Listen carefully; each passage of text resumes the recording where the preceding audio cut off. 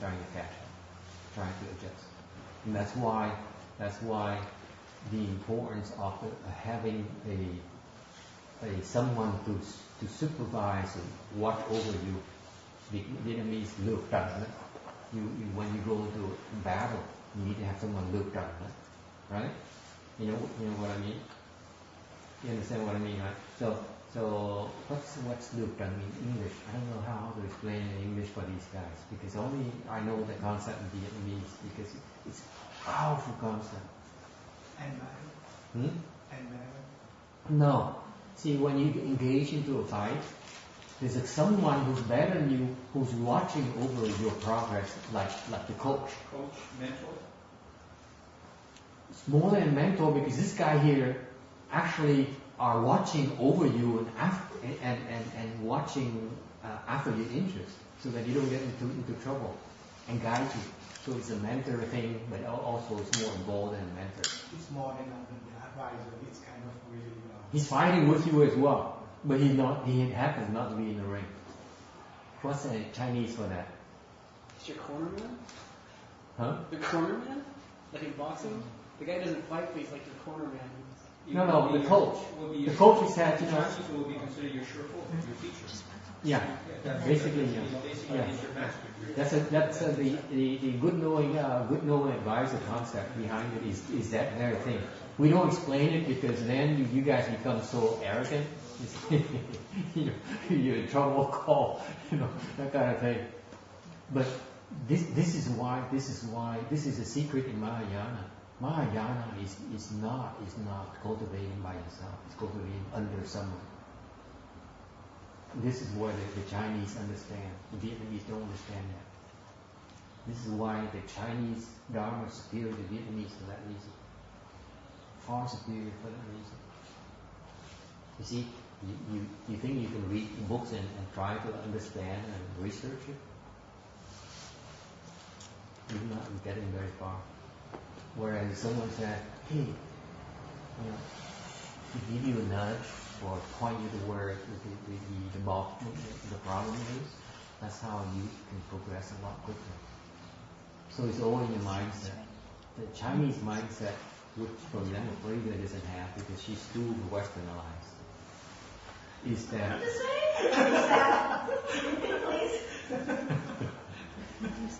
the Chinese like the Danny, for example, he's not here. Oh, good.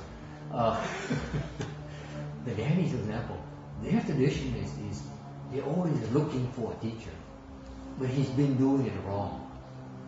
Okay? He's here. Okay, we can start talking about him. See, the Western people, they don't understand it yet. The Westerners say, hey, I'm as good as you are, maybe I'm better than you are, I'm going to show you, I'm better. And that's the wrong kind of mindset. Because you're reinventing the wheel constantly. Remember the sutra explanation? The sutra definition is what? It's permanent. What does it tell you? What is the clue right there? It doesn't change. When you come back in a 10,000 more kalpas and learn the Buddha Dharma, it's exactly the same thing again. As it was. In the past, in the future, as it's right now. Why do you insist on reinventing the wheel? It's already there. It's there already. You know it already. It's built in you already. I'm only uncovering it for you. If you cannot find a master or a teacher, tough luck. Tough luck. You'll be confused. You'll be going like this. Constantly.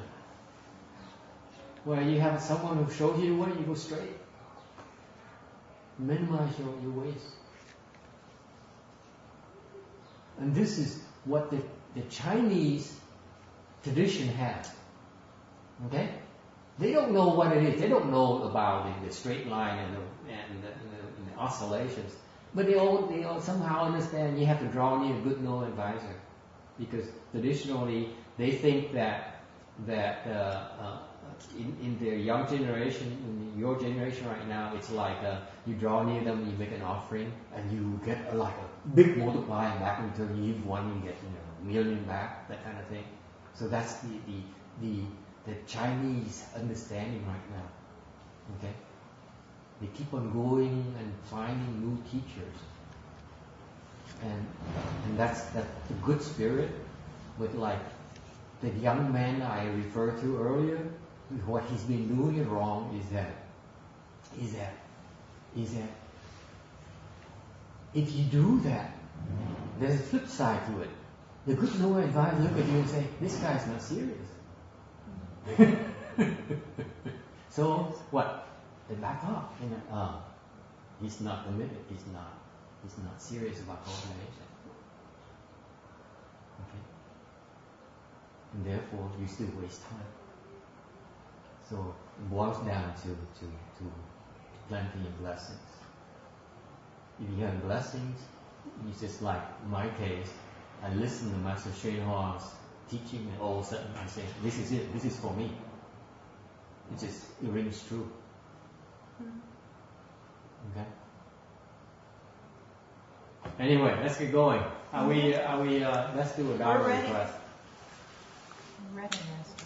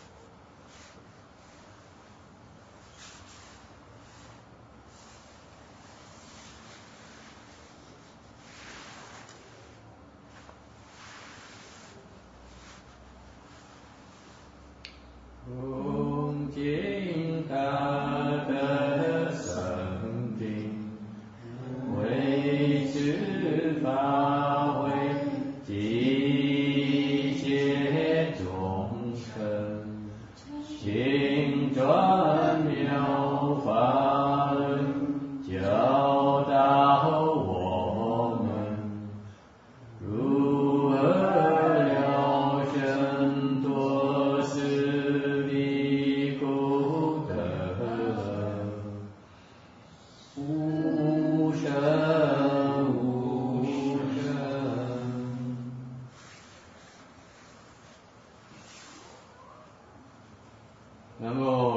多世界多耶，阿拉伯利三藐三菩提耶。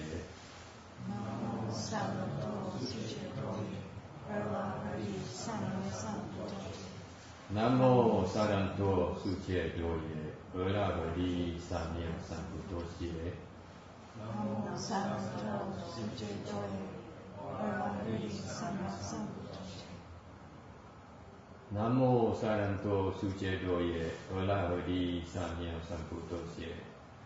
南无萨罗多世界多耶，阿拉伯利三藐三菩提。无上甚深微妙法，百千万劫难遭遇。我今见闻得受持，愿解如来真实义。O Buddhas and Bodhisattvas, Earth Store Bodhisattva, Great Master Shenhua, all good advisors, Amitabha. 阿弥陀佛。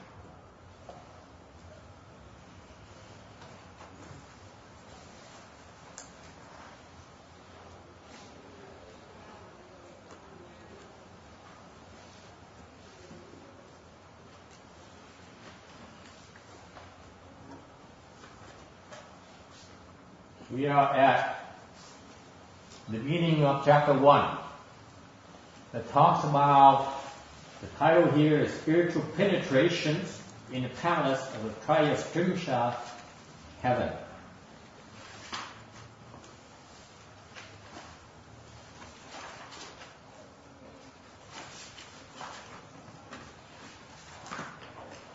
A few things about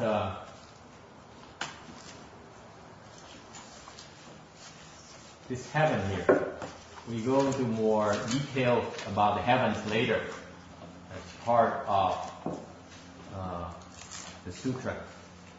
But Triyastrimsha Dao Li Tian is also the heaven of 33, the central heaven, and then there's 8 heavens on 4 sides. The king here is the god king there is called Chakra or Indra, Detan, or Dishu. And he is the Christian god.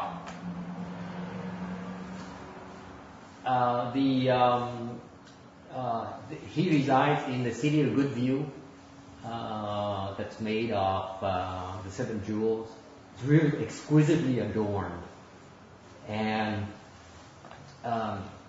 he enjoys tremendous heavenly bliss.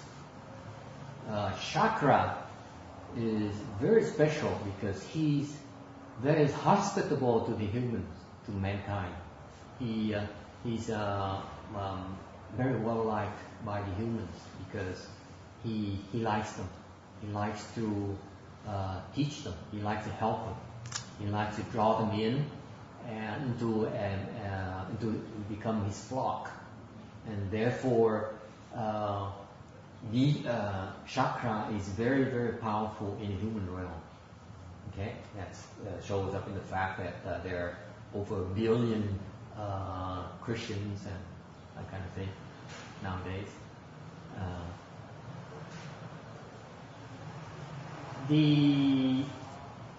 Before, you ought to know that this Christian god here, before in a prior lifetime,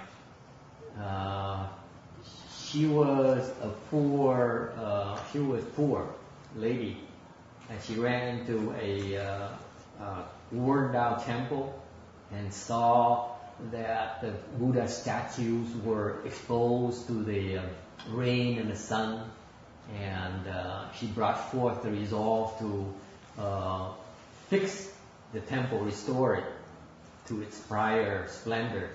And with a group of friends totaling 32, with 32 more friends and relatives, mostly women, they managed to pull it off.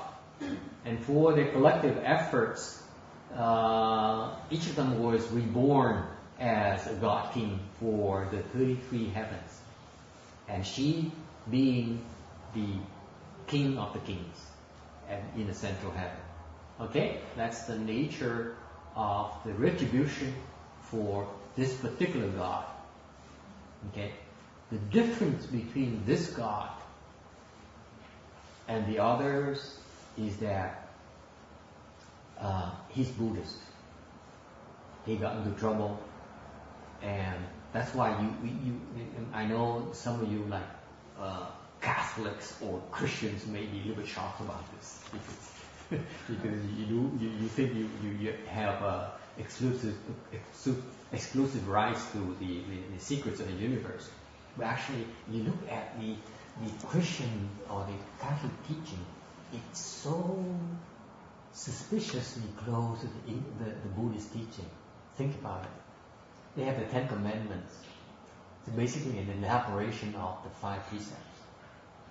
Think about it.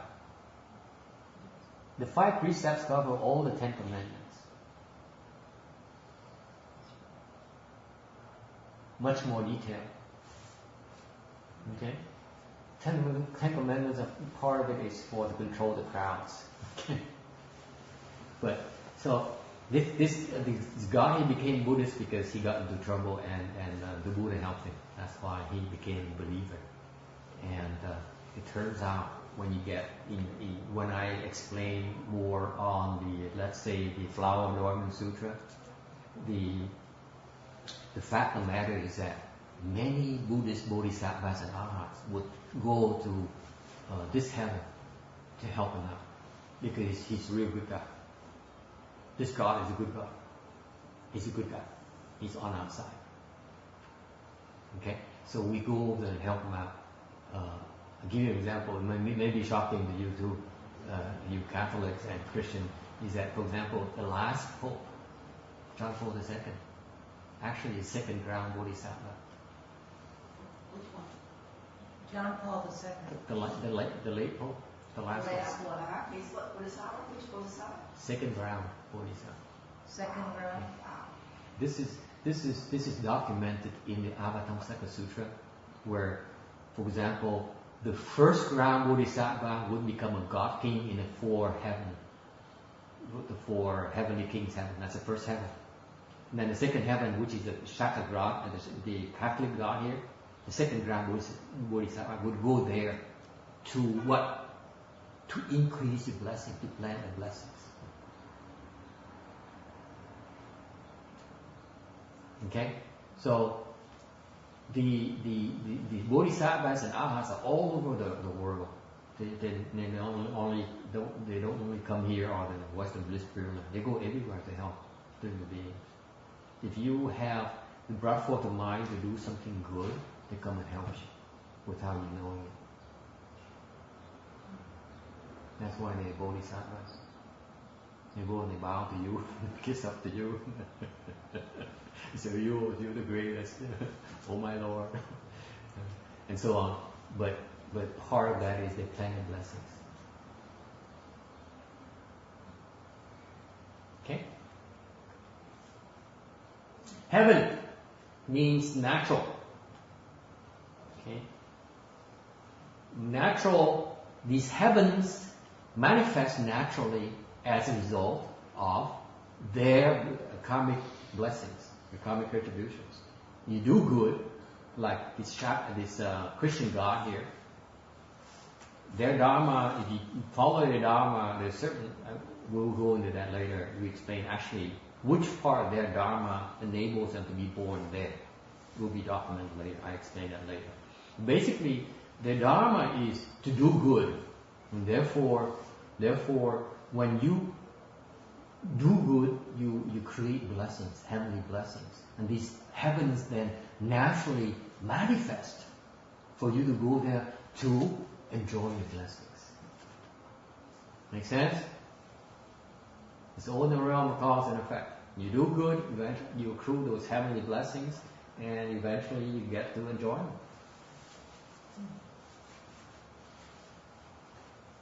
Okay? In terms of spiritual penetrations, the the Chinese I Ching, the Book of Change, notes that yin and yang not measured is called spiritual. Spiritual is beyond yin and yang. So far so good? Can't see it. That's why it's called spiritual. Okay? Still and not moving, respond and accord with is to penetrate.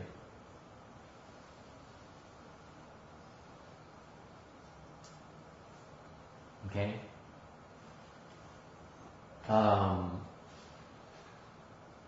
There are 6 kinds of spiritual penetration. 6 general kinds. Okay? Okay.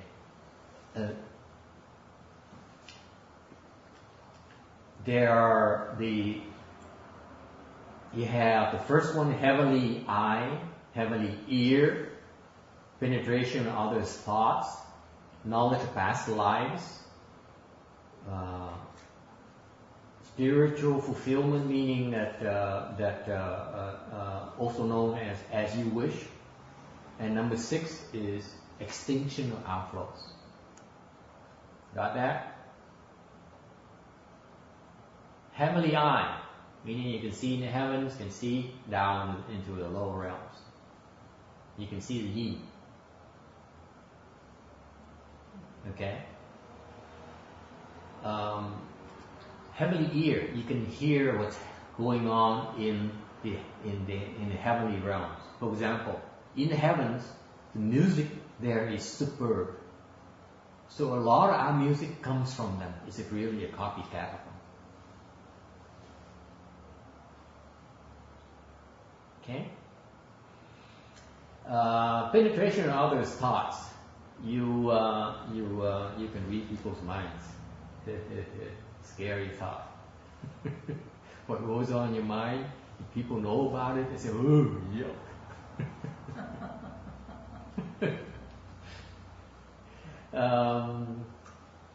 Knowledge of past lives. Someone asked me about that. Knowledge of past lives. Whatever you do is recorded into your 8th consciousness. Every single action you make is recorded.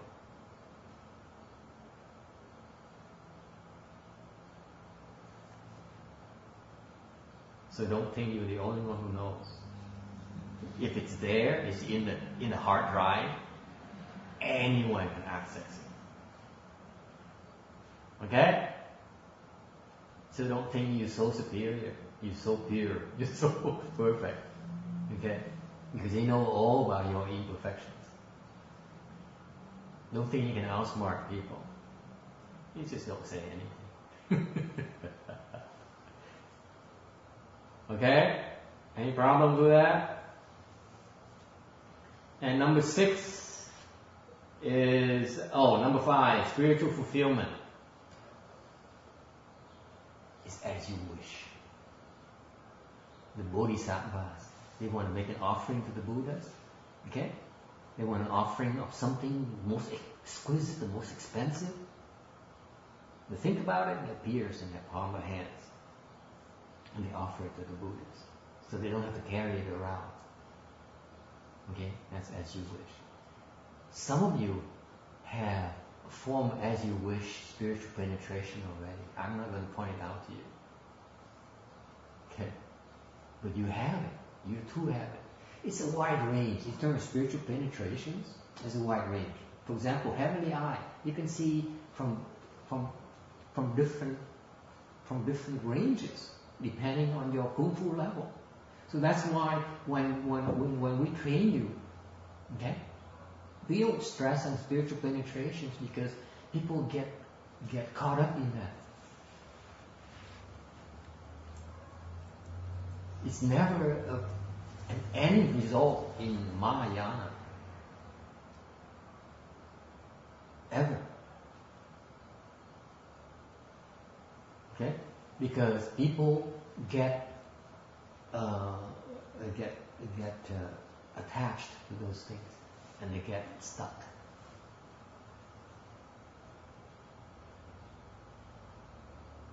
Any problems?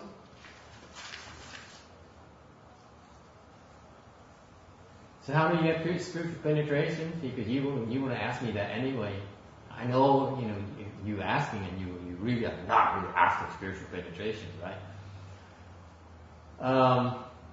Basically, the reason that our spiritual penetrations are not stable is because our sense organs are not purified yet. When they're pure, you got it. When they become impure, you lose it. I told you about the story of the Indian immortal, the rishi, who cultivated in the mountains for kalpas, for years and years and thousands of years. As a result, he can ride on the cloud and fly. Okay.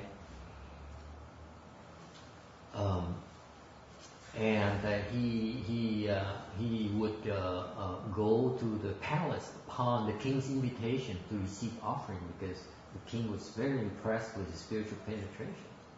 So he would go to the king's palace regularly, like once a month. Once the king was busy, and therefore he left instruction for his 16-year-old princess, his 16-year-old daughter, to host the visiting rishi, the visiting immortal. And when you're a princess, this princess happened to be really, really beautiful. And being in India, her skin is white, not dark. So even more attractive. And she would wait at the palace, and the immortal would then fly over and then descend from the clouds to enter the palace. And she was there waiting, and as soon as she saw him, she bowed to him and opened her hands. Okay, this is like we do. That's from the Indian tradition. And the rishi would step into her hands as a gesture, would say, I accept your respects. I accept your offering. So he would step barefooted into her hands, in the palm of her hands. And this lady, remember, this guy here has been cultivating in the boonies, in the mountains, in the wilderness for a long, long time. It's been a while since he saw such an exquisitely looking lady, white and beautiful, and her skin, when he stepped into her hand, is so soft. And guess what happened? He has this thought of sexual desire arising in his mind. So what happened? His 6 sense organs became impure. They've been pure all these thousands of years. For that one instant, when he touched her, he couldn't help himself. He lost all his spiritual penetration.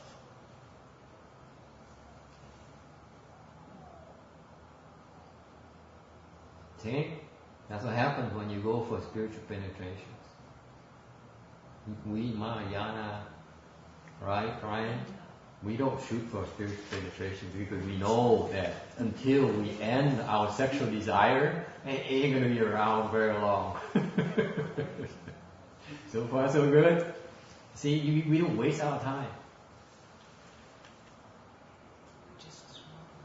What?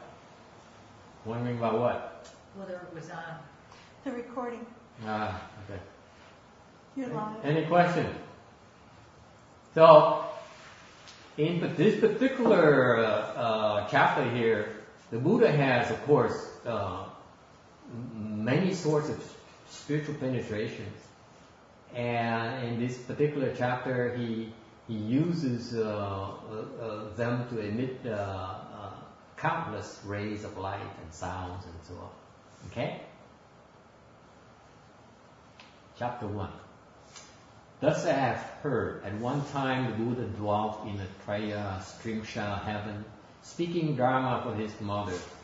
At that time, an indescribable number of Buddhas, as well as great Bodhisattvas, Mahasattvas, from limitless worlds in the 10 directions, all assembled together to praise Shakyamuni Buddha's ability to manifest the power of indescribably great wisdom and spiritual penetrations in the evil world of the 5 divinities, as well as his ability to regulate and subdue obstinate living beings so that they might come to know the dharmas of suffering and bliss.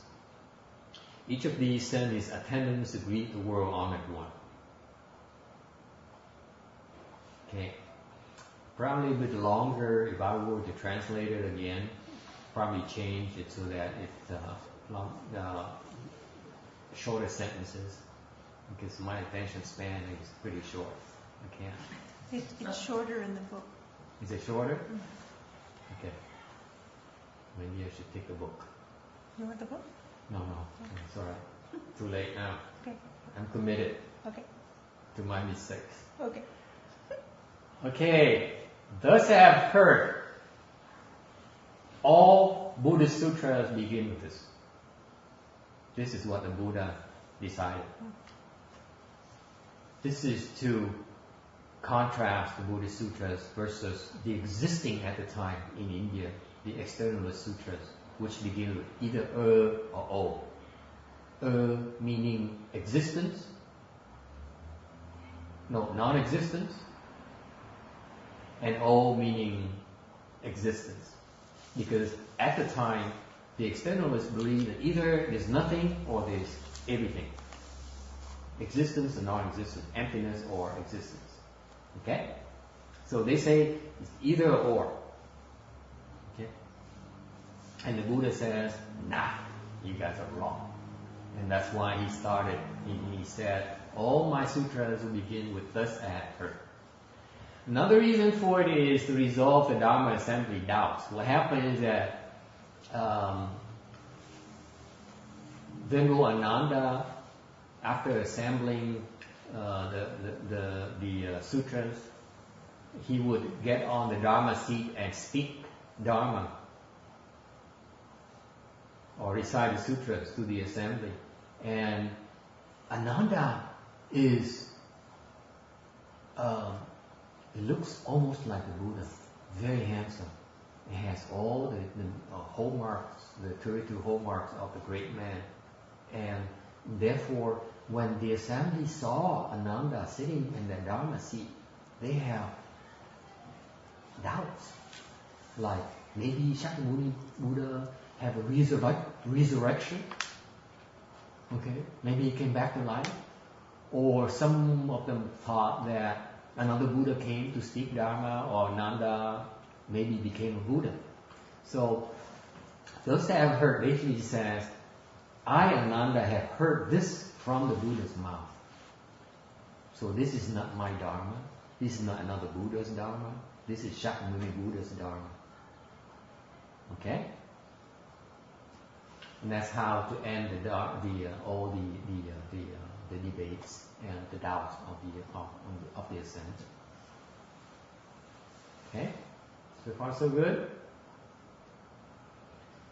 This sutra here, then, so let's have heard is to put a stamp of approval. This is a Buddhist sutra spoken by by the Buddha. Okay? And then the next thing that when you listen to the sutras is that you have to see the 6 realizations. The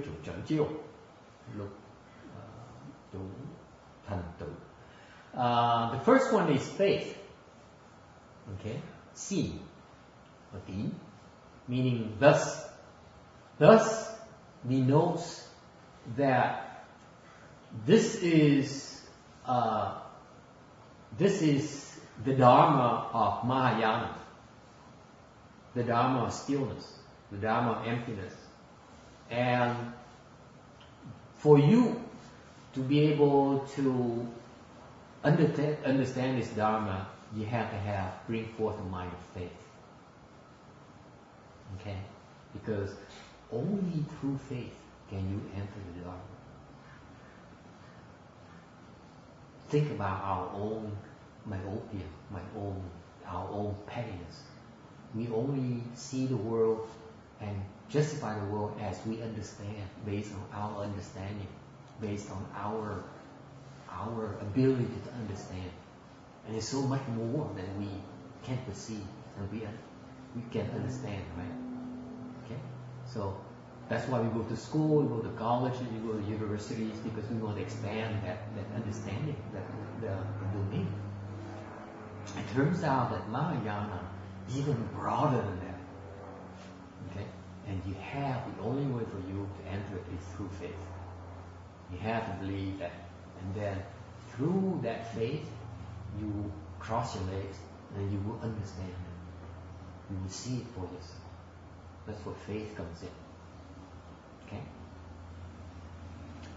There is also, I have heard, meaning there's a hearer. Someone heard this sutra.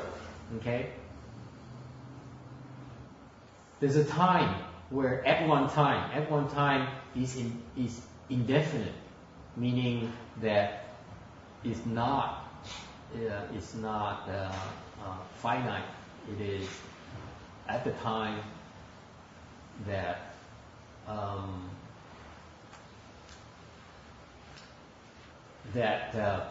the conditions mature, and therefore the principles then become obvious. Okay? Because until the conditions mature, at that time, if you speak the Dharma, before the conditions mature, they can hear it, but they cannot understand it. Okay? So the timing is very important. There's the host, the Dharma host. He is the Buddha, and it's a place. Triastimsha heaven is the place where this assembly occurred. Audience. You need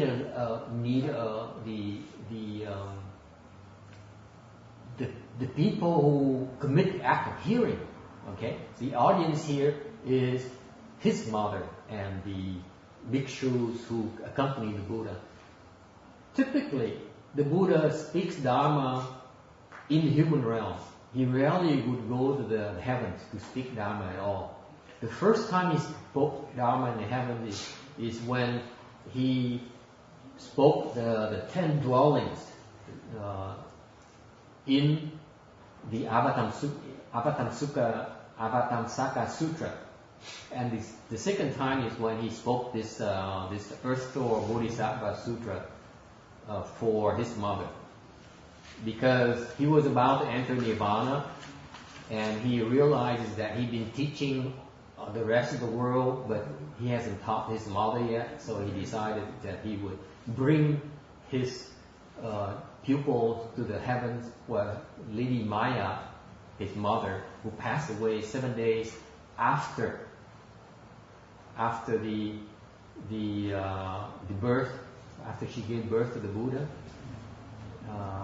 After 7 days she passed away. Quý vị nghe tiếng Việt hay là tiếng Việt? Ok.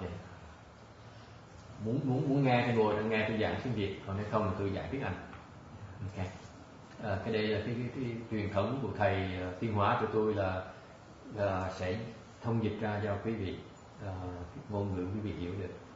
And tùy quý vị. So he went to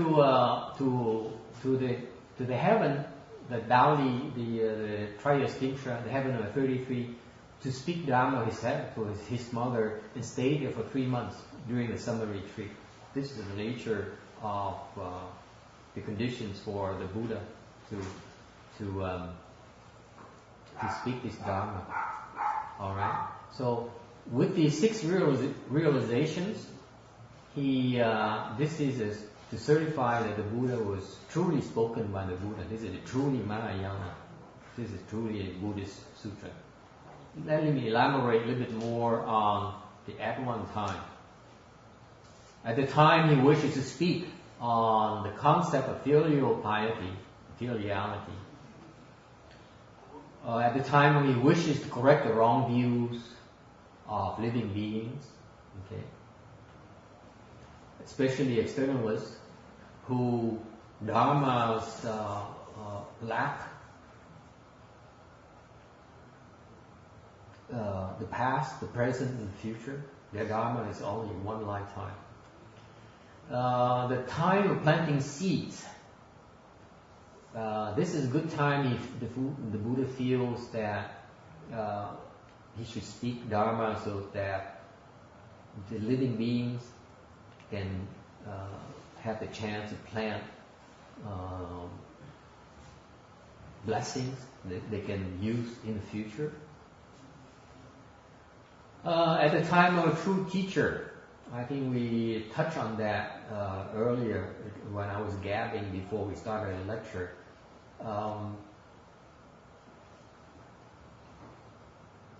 A true teacher refers to the proper teacher, the proper teaching, the proper studies. Okay, that's what a true teacher represents and bring with you. So the way it works is that one starts with the earnest desire to learn. You don't have that desire, no one's going to teach you. Okay? The Bodhisattvas and the Buddhas are not in the business of forcing themselves on you. You have to request for the teaching. That's why we do a Dharma request before we explain Dharma. Okay? And once you have that earnest, you prove you have the earnest desire to study and cultivate, then you need to find a good knowing advisor to increase your chances of success.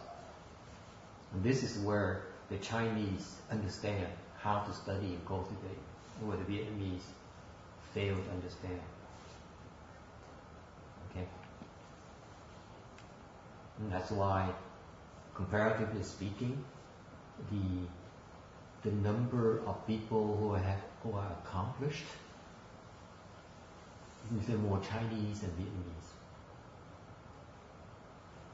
There's still Vietnamese people who are accomplished. Okay? But that's because of very special circumstances. The Chinese have the Dharma where they go and seek good known advisors. Even that Dharma, as I referred to earlier, is even losing its meaning right now because they don't know how to seek a good known advisor anymore. They only seek it to plant the blessings, not to study and cultivate. And once you see a good known advisor, you don't know how to approach it or convince that good known advisor that they for real. Anyway, so. And finally, at one time is when it's appropriate, when it's appropriate to speak Dharma, and so when the people want to listen to it. Okay. An indescribable number of Buddhas as well as great Bodhisattvas, the Mahasattvas, from limitless worlds in the 10 directions. Okay. The Buddhas and Bodhisattvas are basically the proper retribution. You get your body, you're born, you cultivate, and you become a Bodhisattva. Mahasattva is called the proper retribution, or Chánh Bao. From limitless world of the 10 direction, meaning that's the dependent retribution. That's where you live. That's where your body resides. Okay? Yi Bao. And the indescribable number of Buddhas. Okay, the thing here about the Buddhas is that all Buddhas are one and the same substance. They manifest as Shakyamuni Buddha or Amitabha Buddha or Medicine Master Buddha. Okay, those are manifestations of the Buddha, but the Dharma body is one and the same. Okay, the Buddha has 3 bodies. The Dharma bodies, when we refer to the Buddha having the same substance, refer to the fact that they all share the same Dharma body. What is the Dharma body? It's everything. It's the only one of them to have the same. Which is, what's everything? True emptiness. Does it make sense? All these concepts really interconnect for that reason. Okay? Worlds. There are two kinds. World refers to intersection of time and space, right?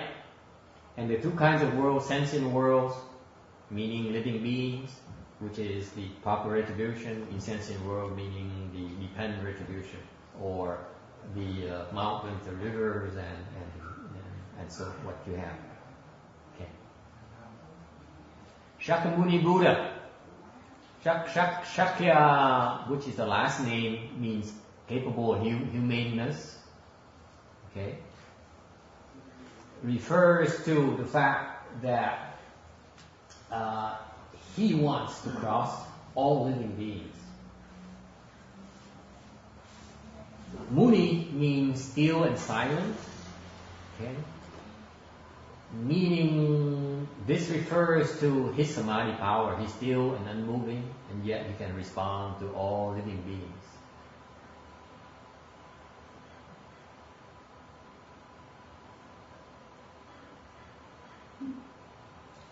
We Buddhists, okay, take Shakyamuni Buddha as our teacher. I'm not the teacher, by the way. I'm only certified. We all share the same teacher, which is Shakyamuni Buddha. Okay, that's very important for you to make the distinction. Okay, Buddha is Sanskrit for enlightened one. Okay, enlightenment has three kinds.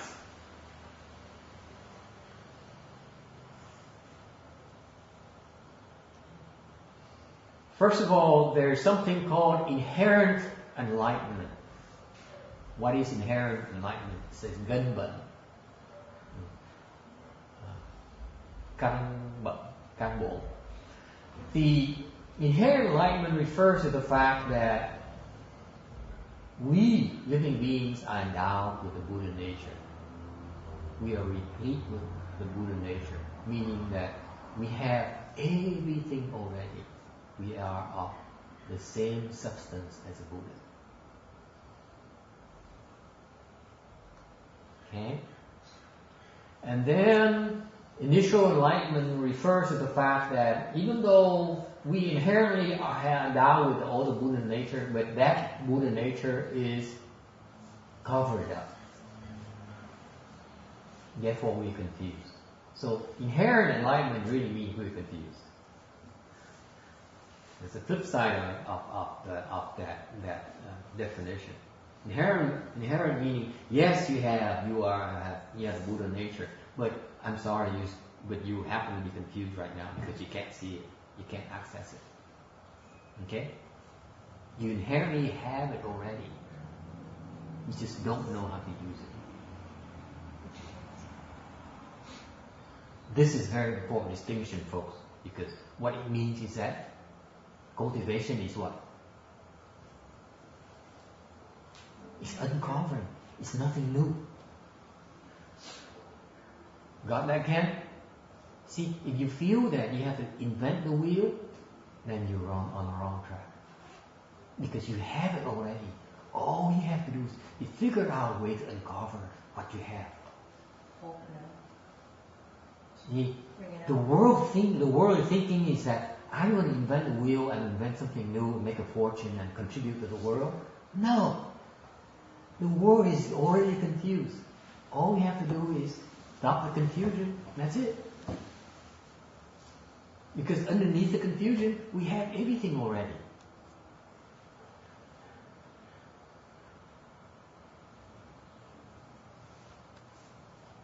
That's why we need to understand about inherent enlightenment. And then, initial enlightenment refers to the fact that even though you're confused, you encounter the Buddha Dharma and then you say, wow, there's something in there for me. I kind of like it. Okay?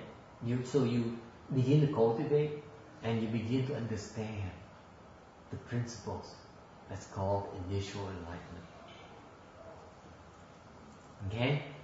You begin to see the light. You begin to uncover. And whatever you uncover is pretty significant. It's called initial enlightenment. And ultimately, when you uncover everything, you become a Buddha. You're back to square one. That's what enlightenment is about.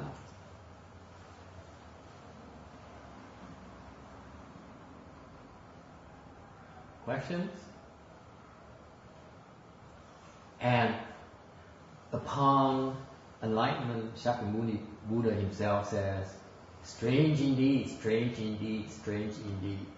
All living beings have thus come to once and knowledge and view, and kept from actualizing it only because of their attachments and false thinking.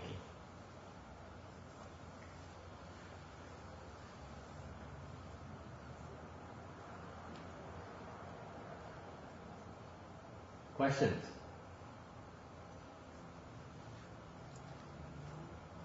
The text refers to the 5 turbidities. What is turbid? Turbid is defined in the Buddhist sutras, namely the Shurangama Sutra, as you take clear water and you throw mud into it. When mud dissolves in the water becomes turbid. That's what turbidity is about. Supposedly, the water is clear. You add impurities into it, you make it turbid. That's our nature. And the turbidities have 5 kinds. Kalpa turbidity, kalpa refers to time. View turbidity refers to your views. Affliction turbidity refers to your emotion, your afflictions. Living being turbidity refers to the fact you have an existence as a man or woman or an animal. Okay, that's called living being. And life turbidity meaning that it has a lifespan. Any questions about turbidities? Would you like to know more, or shall we skip it? The view, welcome, the view. I'm glad you asked. Thank you.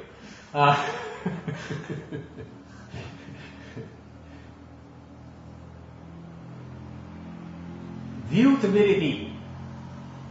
I skipped it right now. Actually, I started out as kalpa turbidity, but I let me jump to the 2nd through the 5th first and go back to first, because the first depends on the other 4.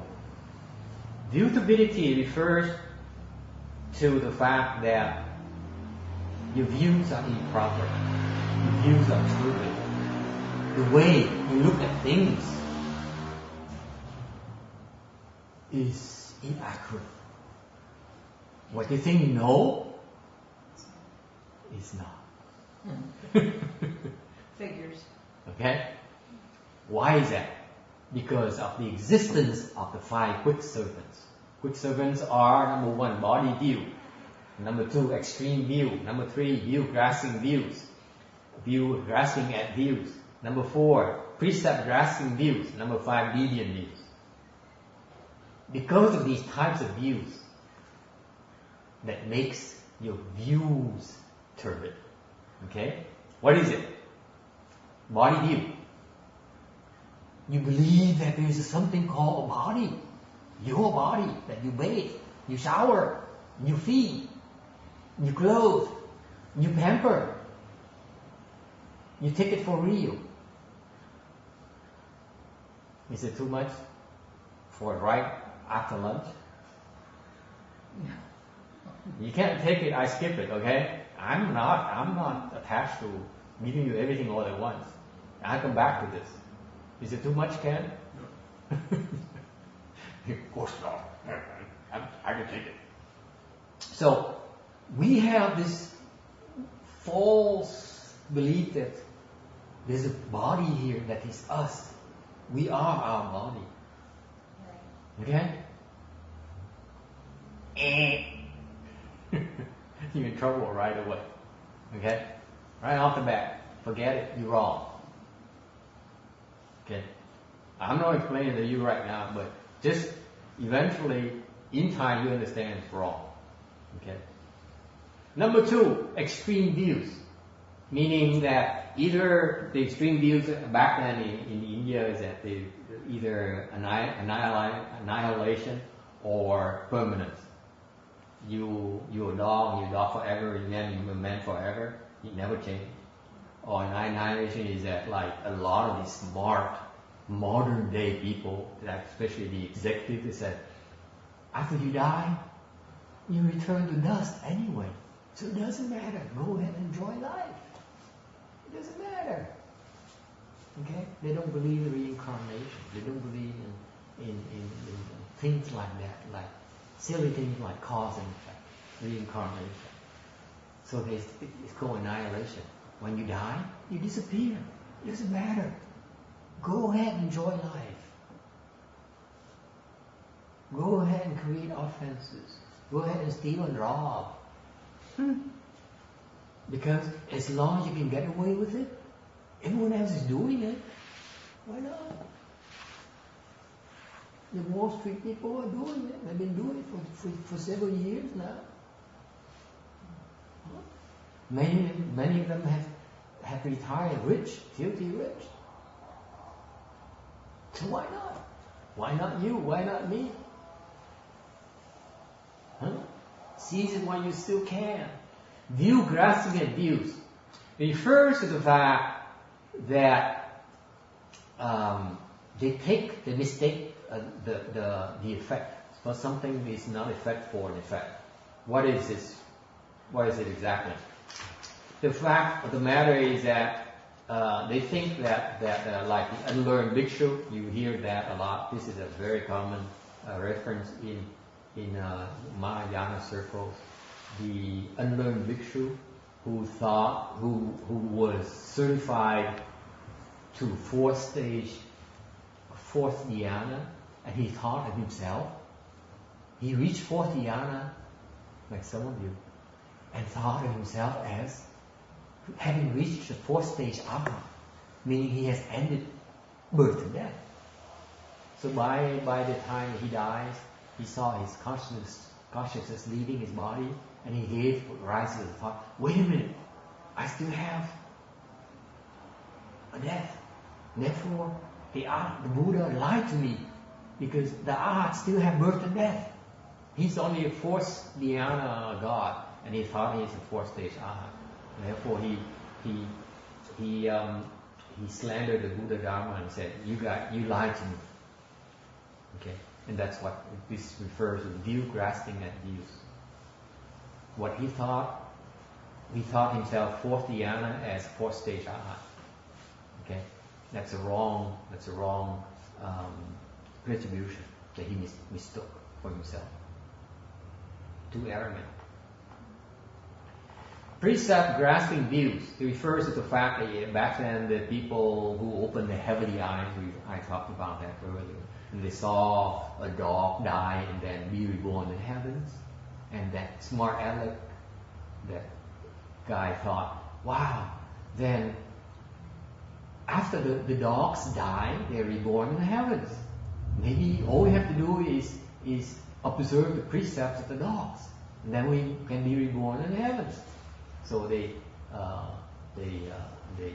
sleep like a dog, they eat like a dog, meaning everything the dogs like, they like. And that's what this represents, precept grasping views. So they observe all these extreme precepts,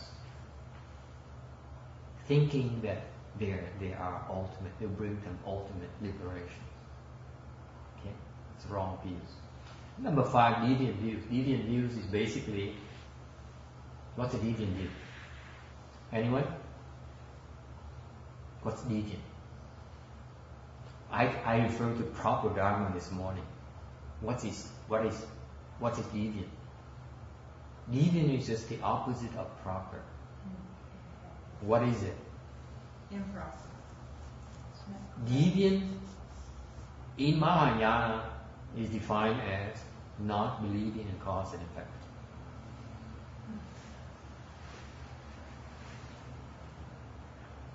These folks are in big trouble. Not only do they not believe in deviant views, they go around and tell people that no such a thing as cause and effect. It doesn't matter. Go for it. Cheat, steal, lie. Con people. As long as they don't know, what harm is there? As long as you get away with it, why not? So it's no cause and effect. It's okay to create offenses because it doesn't matter. That's deviant use. Okay?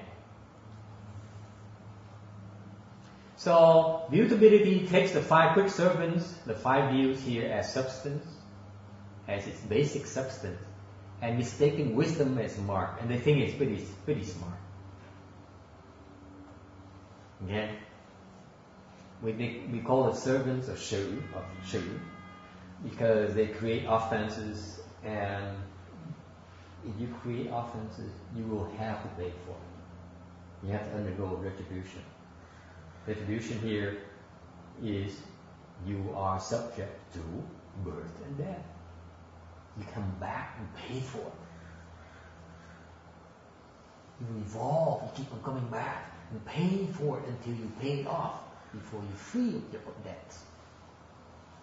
That's what retribution is about. Okay?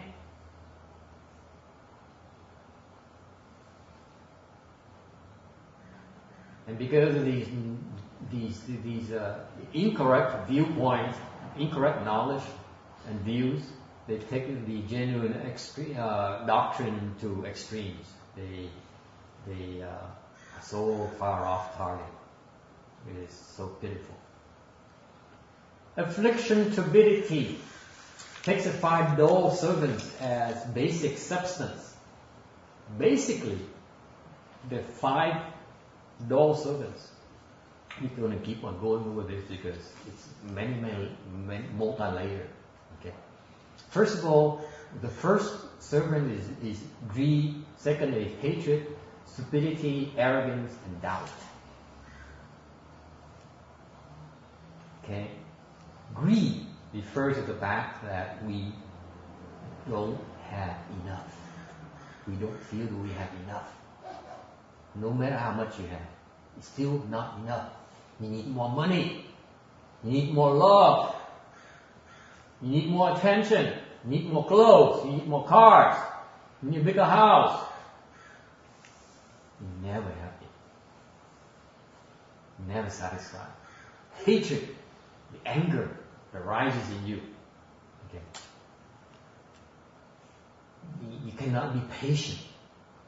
The thing here is that people don't realize that the one thought of hatred opens the door to the 80,000 obstructions.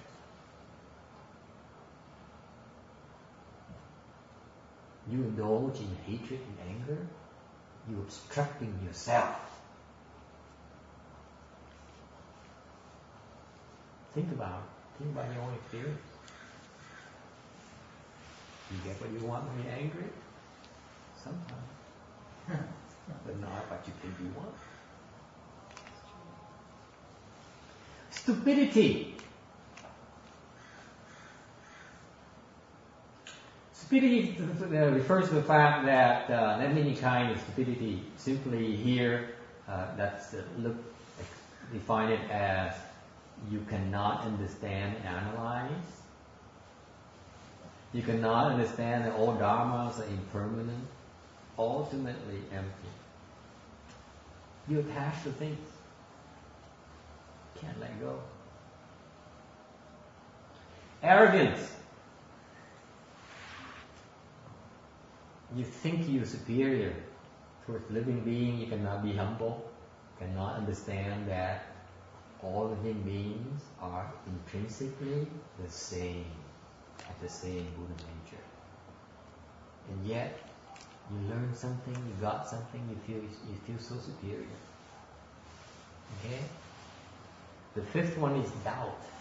When you encounter something good, something proper, the right principles, you just can't bring yourself to believe it. Why? Because it would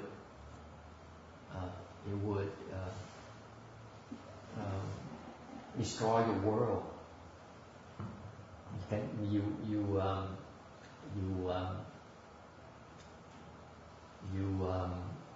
You simply cannot believe that there's something else beyond your realm.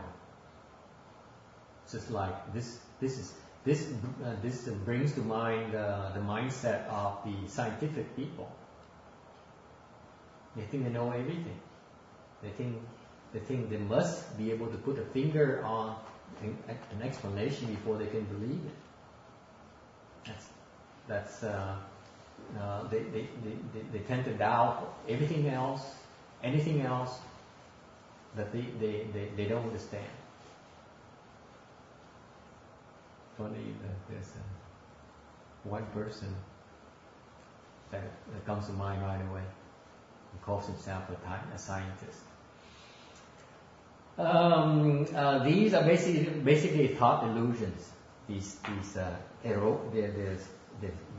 thoughts are misleading you, and the nature of this stability is that you are irritated, you are afflicted.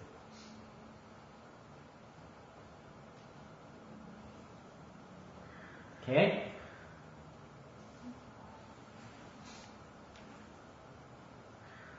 Living being stability. You become a living being. You're born because of three conditions: your mother, your father, and your own karma. That's what creates living being. And because of the nature of the stability, the manifestation of the stability is that you constantly are revolving in the womb.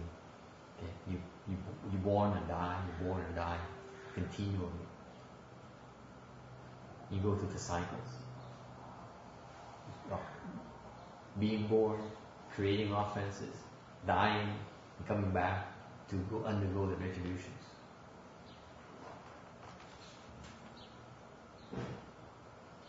Unceasingly. It doesn't stop. Since beginningless time, we've been revolving in a wheel. And you will continue to do so until you find a way to escape from it. Okay? Living beings are the culmination of the 5 kinds of things, the 5 skandhas. Skandhas is Sanskrit for heaps, or piling up. Okay? All these 5 skandhas are what gives us the false belief, the false substance of living beings. They are form, feeling, thought, formation, and consciousness. This is what defines you as a human. You think of yourself as a person, a human, because of a form, skandha. You touch yourself, there's a body. Form has a connotation of solidity and impediment. It obstructs the light. It obstructs. Okay? Therefore, it must be real. It must be there.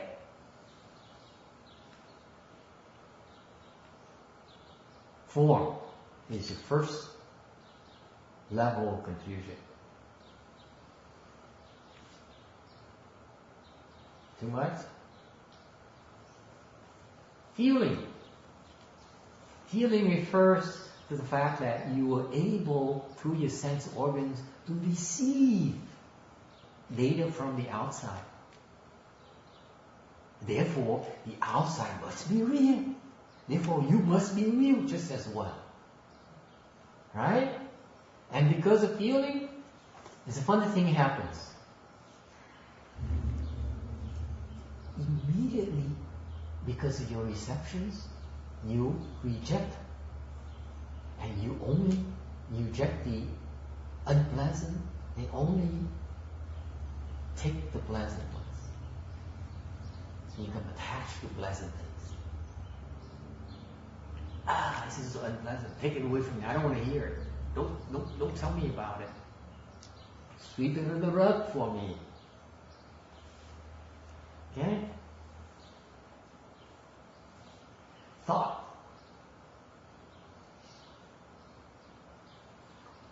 As soon as data comes in, you grasp them.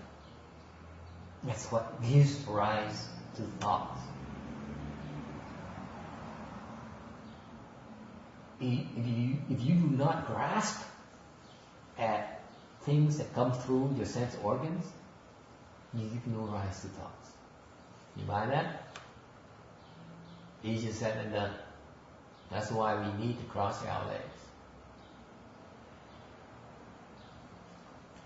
Formation has a connotation of flowing. What flowing? Thought after thought, unceasingly. Once one thought arises, it keeps on flowing like the waves on the beach. It never stops.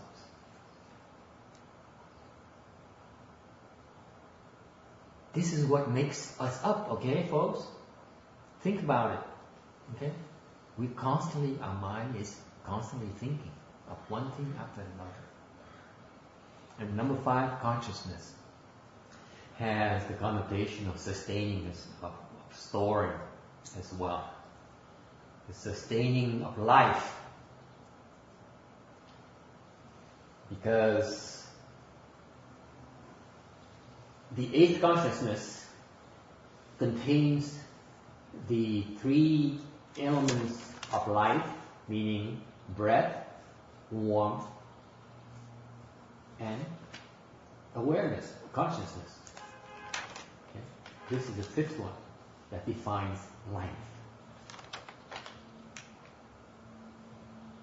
Any questions? Yes.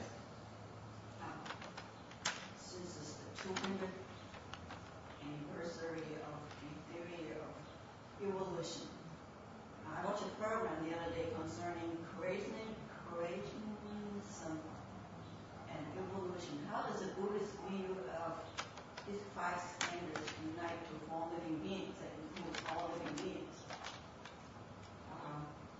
Jive with evolution theory. How long has the evolution theory been around? A few hundred years. Few hundred years. How long does it cover?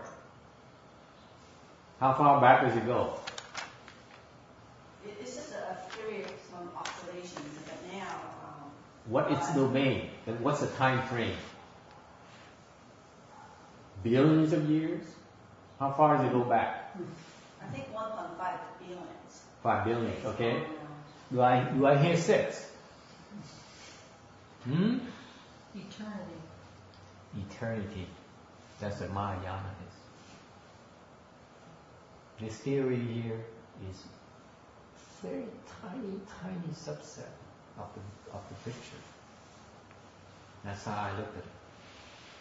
It's not necessarily incorrect. I'm saying only pointing out to you that its domain where this theory is valid is only a limited time frame. Okay? This is as smart as a human genius can be. Still very limited time frame. In the Buddha's wisdom, it's beginningless time. And go back infinitely. Can you see that far?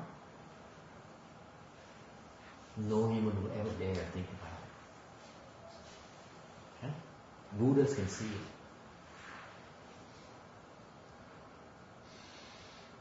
So that's my quick and dirty answer to your question about I'm only dwelling on the domain of validity.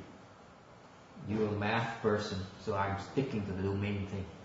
That's why I answer it that way. Mathematics theorem is that you need to define, before you have a theorem, you need to define the domain of validity, right? Okay? These scientists, their domain is too limited, too small. Does that answer your question? Okay? What are you still unhappy about? I'm trying to define, the biologist's domain is the living beings on Earth. Yeah. It's limited to what's on Earth, what they could define in the genes. Okay. Mapping the genes, and they could relate how things are related in the tree of life. In Buddhism, it talks about more than Earth. Am I correct? There's Yes. Other lands, other existence. Yeah, that's why I only gave you one angle of where the for the comparison, but it's infinite. We talk about space. We talk about time. First of all, time, the domain time is too limited. Space, okay. The scientists only see the Milky Way. They have no way of measuring outside our galaxy. And in Mahayana, there are an indescribable number of Buddhas and worlds. So is that the kind of the view capacity, kind of, the view of the scientists, because it's very small, they only see what they can see. Yeah, it's a subset of the five divinities. The five divinities is even broader than that. Okay? So, another aspect of it is that the delineation of living beings. The Darwinian theory is that, you survival of the fittest, the Darwinian flush, so that the weak get weeded out, or the evolution, or is it evolution also the Darwinian theory as well? So you evolve from an ape to the human realm. In Mahayana, that's still too limited. It's possible, yes. If you spend enough years, yes, you go from 04, you go up to walking with your 2 feet. But in Mahayana, that's too slow. It's one means of evolution. Mahayana, we talk about in terms of coming to being. You can come to being by birth. You can come to being by transformation, like the gods. You're born in the heavens by transformation. That's it. You need to wait. Or you can be born by moisture. Okay? So in Mahayana, there's so many more forms of ways of explaining why beings come into beings, living beings come into being. And the evolution theory is simply just too limited. It's childish. If you ask me.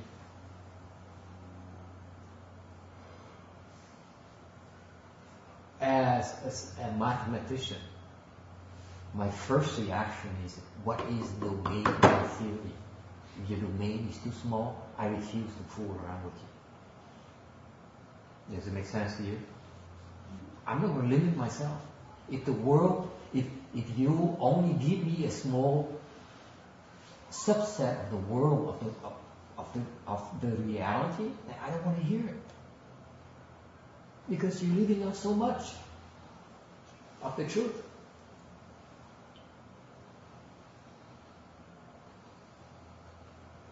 Okay? The important thing about the 5 skandhas is this. Because of the nature of the 5 skandhas here, they cover up our true nature. You can't see our true nature. This is what I want you to take away from this. We, even though we are inherently have everything, have the Buddha nature, but we can't see it because of these 5 skandhas.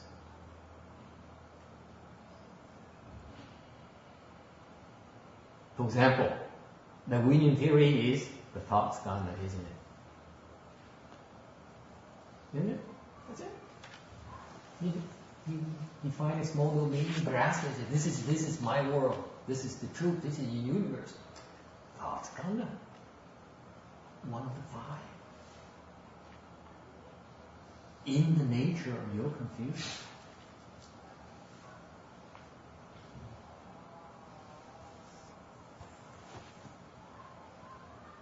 See why I call it childish theory? You see, the theory is such a small thing compared to the thought skandha itself. The thought skandha is so vast, so infinite, that one theory is only one among this mess that defines us. So far so good? Okay, that must have answered your question. No? I'll contemplate on it more. Okay. Cross the legs. Any questions? So that brings you back to the last stability, the kalpa stability. Okay. Oh, this is life stability as well. I forgot. I apologize. Life stability, because you take on an existence. Okay. When we're born, okay,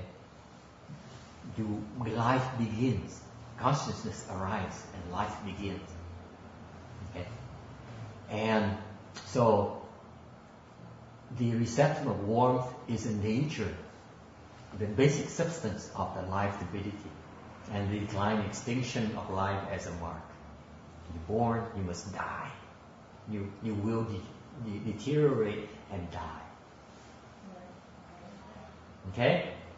And it turns out in the life stability, actually fairly well precisely defined, that is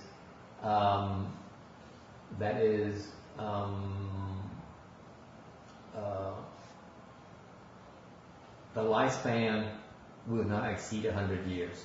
That's our current era. Okay? And as far as kalpa stability goes, okay, the kalpa refers to time. Okay, the time concept here, and the time concept is only dependent on the other four kinds of confusions. Okay, and the other four stabilities keep on multiplying, and therefore giving rise to the notion of time. Change. Time is change. Okay? And it turns out that the manifestation of the kalpa stability is that of an unceasing flame. Once you start a fire, it has to burn itself out. You cannot stop. You cannot stop it. And the five stabilities happen to be in a decreasing kalpa in a scheme of things. You go, the life span increases up to 84,000 years, and then it decreases. Okay, from 10 to 84, and then goes down to 10, and goes up to 84. It keeps on increasing and decreasing. And it turns out that when the lifespan reaches 20,000 years, that's when in the decreasing kalpa, that's when you have the kalpa stability.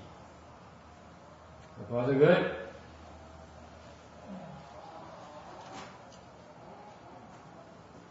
Okay, speaking of stabilities, still in tension, Bodhisattva asked Shakyamuni Buddha why he chose a world of five stabilities to become a Buddha. Why didn't he go to a Pure Land to become a Buddha?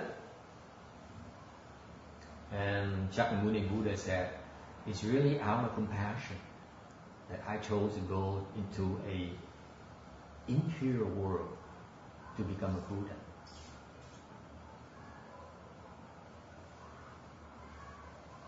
When you go to Western Bliss Pure Land, what happens? There is no three evil paths. There's no hells, no animals, no hungry ghosts. Okay? No suffering. Right? And therefore, when you cultivate in Western Bliss Pure Land, what happens? There's no ghost to bother you. None whatsoever. No demon. You can shave your head, no one comes and bother you when you're sleeping. The night before you shave your head. Okay? Because there's no demon. That's why people want to go to Western Bliss Pure Land, because cultivation is so much easier. Right? Then why aren't all the Buddha lands pure lands? Why not? Please help me explain that. Different karmas. Different karmas. Let's say, Lydia, let's say you encounter a Dharma enables you to become a Buddha. Okay? And as a Buddha, you have a choice. When you become a Buddha, you have your own Buddha land. You have a Buddha land that is either pure, like a pure land, or an impure or defiled, like the Sahara world. What would you choose? I think the Sahara was more challenging. Okay, never mind. Next. You're not cooperating. Go to the Pure Land, Lydia. Thank you. There you go. See, assuming you go to Pure Land, because that's a smart choice. Yeah. Because it's more pleasant, right? Yeah. Wouldn't you like to be the boss of the gem of the gems, right? The best of the best. Why not? Wouldn't you? But if you are already a Buddha, who cares for more gem? You already seen all the gem. It's the ones down there below that you want more fun. But my dear, you're not a Buddha yet. That's where When you you come told me from. I was already a Buddha, so I think Okay. Be it as it may. Be it as it may. Okay, fine. Okay, let me try something else. We're going to give you a hard time today, Master. No, I'm kidding. Okay, the point is this. The reason that you want, the reason that you need both. You want both. For this reason. Why would you need? You don't want all pure lands, because it would be too boring, according to her. Right? You don't want all defiled because it's just too hard, too challenging. Because sometimes it's just too challenging for you. Don't you think? Sometimes, didn't it ever happen to you? You say, cultivation, I forget it, it's just too much for me. Maybe next lifetime. Ever happened to you? Anyone? Yes. Am I the only one in this whole room here? I God, you guys are so dishonest. I can't believe it. We are totally Okay, so I see 3 people, including myself. And these 3 people are honest among ourselves. You guys are so superior, right? Inferior, that's right. So the point is that it's so hard sometimes. It's just too much, right? That's when you wish you go to pure lands and back with all these compassion, all these ghosts and these demons, right? That's why there are 3 kinds of Buddha land: pure Buddha, pure land, or impure land, or defiled Buddha land. Okay? Why is that? Actually, there's only one kind. Pure land. All Buddha lands are all pure. I've been pulling your legs. Oh, gosh. You're good at that. Okay? Why is that? So RJ says, see, I knew this guy's always up to something. No, I can't trust this guy. Why is that? This Sahara world is also pure. It's only because out of compassion the Buddha uses spiritual powers to manifest it as impure. Yes. Why is that? He's a sadist. He's a sounds sadist. like it. This tickles RJ pink. Why is that? Let me tell you. Let me give you my interpretation of this. Okay? Because when I realize that there's so much suffering here, the cultivation is so hard, the legs hurt too much. Okay? It's so much more than you can take, your body can take. You say, the heck with this. Let me go to a Pure Land. Okay? Where I go there, I go there and cultivate. One lifetime, I become a Buddha. No more problems. Right? Cool. You want to go to Pure Land because you go there, your chances of success are guaranteed, number one. So far so good. Number two is what? You go there and you become enlightened first. You get rid of your confusion before you can help others. Got that? Right now, if as long as you are confused, you try to help others, chances are that you are confusing them with your confusion. I believe that. You think you're healthy? Just like when I was younger, I was taught, oh, I like to help others. I like to help the world. But guess what? When you are confused, how can you help? You're only spreading the confusion. So smart people, cultivators, they say, okay, I know I'm confused right now. Let me get rid of my confusion first before I try to help you. I try to help. This is why you go to a Pure Land. You say, I don't know about right now, because since I have not, I scanned the horizons. I prayed to the Buddhas, I prayed to the Bodhisattvas. No one stepping forward to help me out, to teach me. So what do? Let me recite the Buddha's name. At least I have something to hang on to, something to hang my hat on when I die. At least I know I go to a Pure Land. Right? This is why the Pure Land is such a superior Dharma. It is an insurance policy for you, just in case something goes wrong. You will be more in Pure Land. If something goes wrong this lifetime here, at least next lifetime, you have nothing to worry about.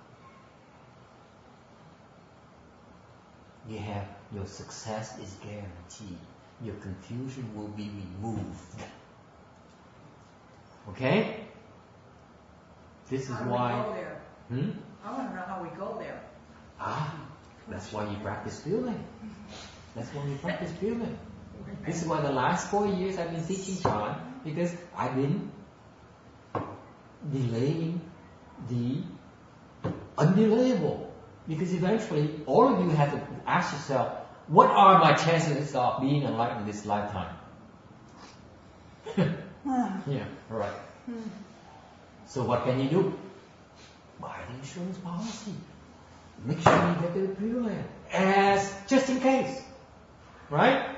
This is why the Pure Land has so many adherents in Asia. This is where the Westerners are so, Dharma is so inferior compared to Asian Dharma, if you ask me. The Westerners go for this lifetime, they go for the show, even like the Japanese. You know Japanese, are you? Okay. I'm going to attack the Japanese today. The Japanese are the least impressive Asians I can think of. They are so stuck on themselves. Why? The whole culture goes for this lifetime. They go for technology, they go for all those things, they're so far away from Mahayana. Think of the feudal times when they go around and take a samurai sword and chop you in half and you displease them. That's all it takes. What does it sound like to you? Stupidity. You're creating offenses. You're killing karma. One of the worst kind of karmas that you can create. Guess what? Now they come back and now they're still killing each other now in Japan. It's an honor to do stuff like that. Life is so stressful. It's murderous in Japan because there's so much stress. You go to the corporate Japan. It's the big fish eating the small fish. Okay? Okay, I hope that we will erase this part of Japan because then I lose all my Japanese sponsors and advertisers. Okay, never mind. Okay, so let me take it back, all the Japanese stuff. Okay, my point to you is that the Chinese culture is far superior in the sense that they still have all these hooks in the culture. They're still exporting Pure Land everywhere in the world. That to me is superior thinking. They export it to Vietnam, they export it to Korea, they export it to Japan, they export it everywhere else. Even here in this country. We're teaching you Pure Land, are we not? This is, to me, the best way to help people. Because look around you. There are less than a dozen of you here today in the proper Dharma place. What happened to the rest of the world? They're at the movies. At the movies, at the beach, at the ice cream parlor. Skiing. Why is that? The only way to help them is to Pure Land, folks. Okay? Only one. You buy that? I'm not referring to anyone very foreign to you. I'm referring to your own family members. I'm referring to your mother, your father, your spouses, your children. You really want to help them? Create conditions for them to be reborn in Pure Land. That's the best way to help them. You give them money to buy a BMW or a Ferrari. It's only once. If you give them those kind of blessings, it's there forever until you use it. You buy that? This is why Pure Land is far superior as a Dharma. This is my personal bias. This is what I feel that the Chinese culture is far superior for that reason. And guess what? Because this is Dharma age. Even the Chinese don't even believe in hell. Now the Chinese in mainland China are turning to the West and Kentucky Fried Chicken, Google, and all those things as superior things to pursue. They're losing touch with their own treasure trove.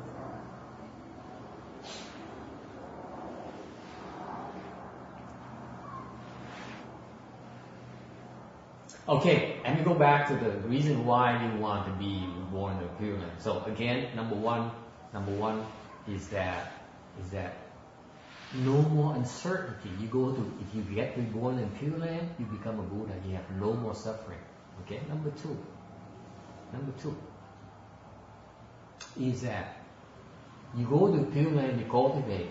Okay, it enables you to acquire wisdom, to get rid of your confusion.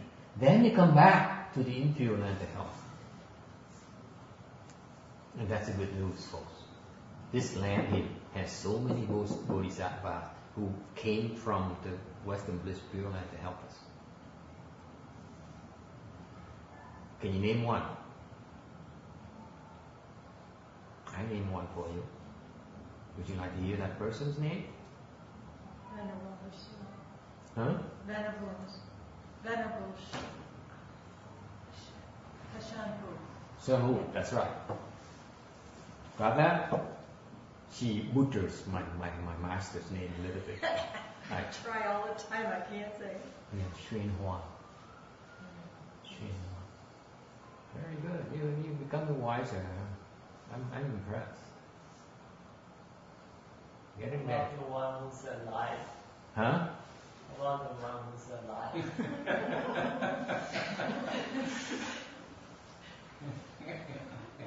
You have to pay for that.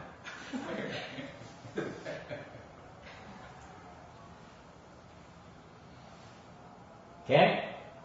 So if you become enlightened, you become wise, you have some kung fu, some skills, some real wisdom, that's when you come back here to help.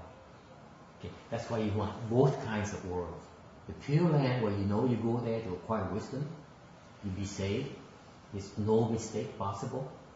Okay? And then once you have some wisdom, you go back and take care of your prior commitment. Because some of you may have said to your spouse, honey, I will love you forever. I will take care of you. Wherever you go, I go there and I will save you. I will help you. Anyone? Anyone? Anyone? Huh? Sure, right. I feel so lonely today. Even on Valentine's Day. That's why you feel so lonely, yes. Even on Valentine's Day? What you guys are such chickens. God, take a chance, guys. That's what happens actually. Because what happens is that you make these commitments. In a prior lifetime, you say, honey, I'm in love with you. Okay? And I will always take care of you. And one day, and you keep on, you keep making those types of promises. You're coming back and you get married and you fight and you yell at each other and then you become so miserable. And one day you encounter a good noble advisor and say, there's a better way to do this. See, I know you have enough blessings to become enlightened. I know you have not enough blessings to practice chant right now. How about going to Pure Land for a change? Huh? You go there, and you don't have to fight anymore. You don't have to suffer anymore. And you become enlightened. You come back and then you help her. Then you help him. That's much better. Okay? So that's what happens to a lot of these bodhisattvas. They come back because some of them may have said to the disciples, you bow to me. I know right now I'm nothing yet, but in the future when I have some skills, I will sure to come back and teach you until you become enlightened. And that guy, that woman may be wise enough and say, okay, let me go to the Pure Land first. Let me become enlightened first, so that I can teach them to be enlightened. And then they go to Pure Land, they become enlightened, they become higher than bodhisattva. They come back and they teach us. That's what happened to Master Shinmore. Yes. Isn't that cool? Isn't that good news to me on Valentine's Day? Yes. Question. Is that the same as crossing the border? What? This is a lady who says, I'm not going to speak anymore. But now she can't hold your tongue. Never mind, I'm kidding. Yes. What's the question? Is that the same as crossing them over when you come back to help them? Yes. Yeah. Absolutely. But crossing them over is really to help them become enlightened. Ultimately. Helping could be temporary, but helping in a bodhisattva's mind, at least according to the standards set by my teacher, is that he wants us to become enlightened as quickly as possible. And it turns out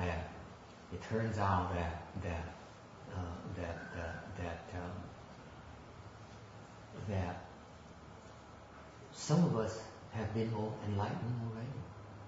We just forgot. That's why you need a good noble advisor who says, I help you again. Okay? Questions? What's the reason behind this forgetfulness? In my forgetfulness?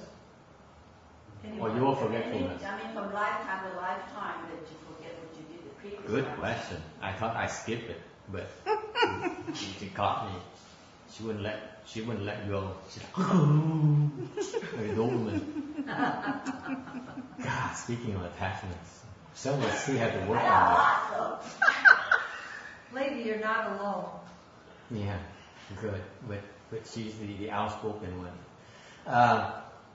The reason being that part of it is because of the nature of birth and death. When you're born, you're confused. That's why you need to go through the process of cultivation again. Just like the Buddha, when he was born, he was confused.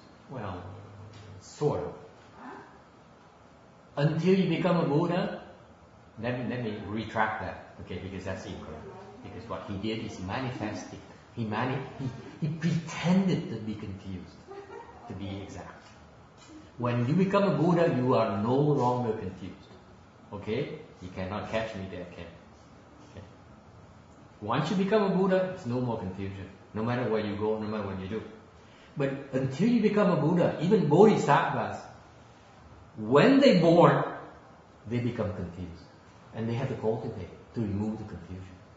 But what turns out is that once you become enlightened, that sets up a high water level mark.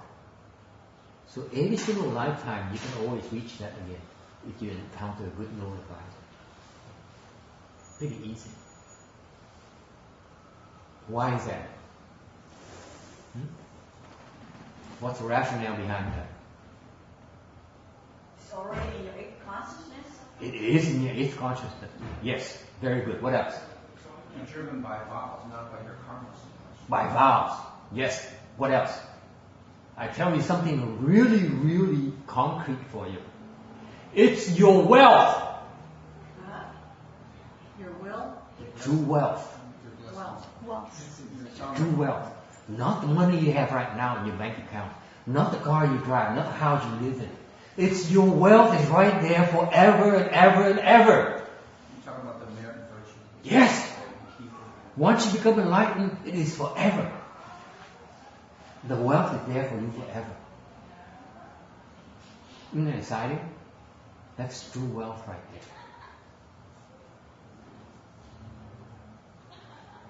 This lifetime, your wealth, you have to earn it. You have to slave for it. You have to sweat for it. Right? Yeah, right. That wealth right there is there for you forever. You can access it anytime. It's not dependent on Materialism. it's not as dependent on you as you think.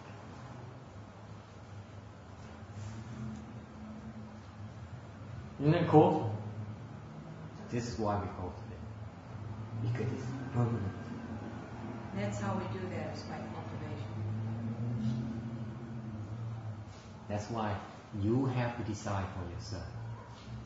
You devote how much energy, how much time in your life doing the mundane thing or cultivation. You have to strike a balance. But the mundane thing is only temporary. It's subject to cause and conditions. The enlightenment is yours forever. So what are you after? You have to decide for yourself. Okay? So minor question. So let's say the Buddhist is born, but he's confused. So he cannot get back to his A consciousness. So that period of confusion,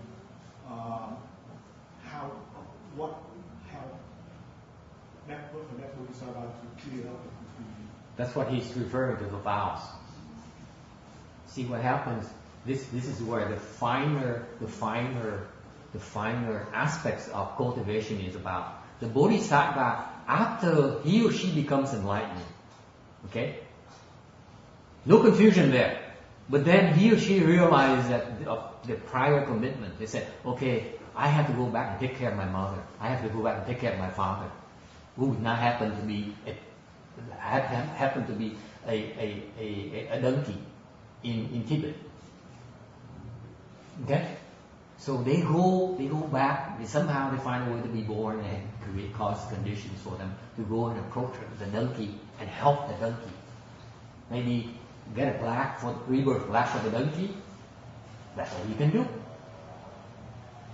You see, because of the prior vows that Randy referred to, that they allow themselves They create the causal conditions for themselves, even to be confused even. You see that, Randy? That's the beauty of Mahayana right here. Also, If he comes back, he may be confused, but as long as he's there to create the causal conditions to carry out his mission, then he's done. You see that? That's his blessings. Does it make sense to you? What? You have to pay the price if you want to help someone. Right? This Bodhisattva, he made a vow, let me go back, be confused, be stupid, make mistakes. I know when I make mistakes, since I'm not a Buddha yet, I say I have to pay for my mistakes. He's willing to do that so that he can help. That's the vow paramita. Ever heard it explained like that before, huh, Randy? Okay? I also heard that you can't to go to Amitabha's land, Western land of bliss. One should also make a vow to return and to help other human beings, not to just stay there and hang out. Randy, you can't help it. It's automatic. Once you become enlightened, this is the third reason why you want to defile land. See, I've been kind of skipping things, important things, to see who pays attention and who doesn't. The third reason why you want to have a defiled land like a Saha world, in contrast to the Western Bliss Pure Land, is because of very selfish reason. Randy, very, very selfish. I'm giving you an example.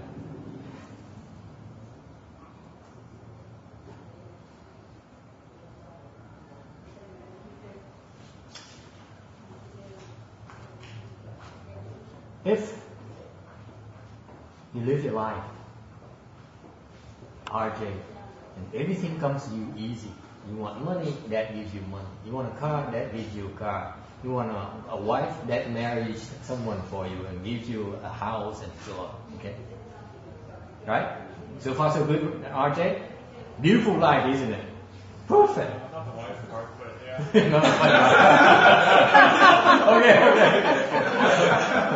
Okay. How about harem? He'll take that. I'm going the wrong way, but whatever. Wrong way? Yeah. I'm doing myself. This guy is biased. Not even on Valentine's Day? It's cool. Anyways. I'm disappointed. Okay, so look at that kind of lifestyle. How much merit and virtue do you think you create? Probably not much. Not a whole lot. In contrast, RJ, suppose Dad gives you nothing.